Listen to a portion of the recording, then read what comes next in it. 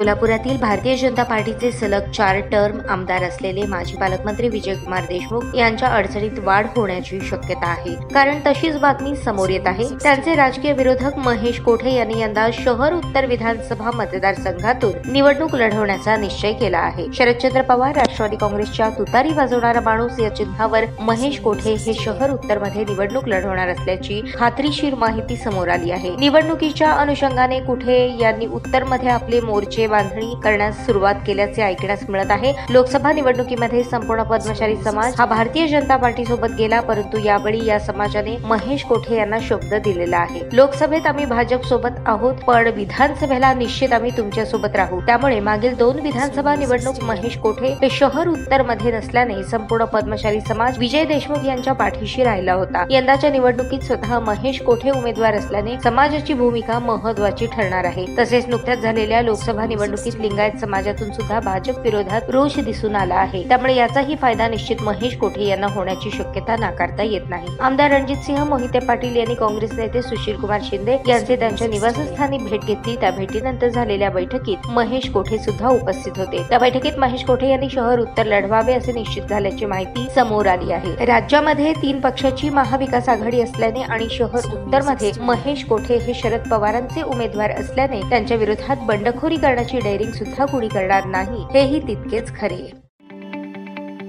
ताज्या बातम्या पाहण्यासाठी प्राईम महाराष्ट्र न्यूज चॅनलला सबस्क्राईब करा।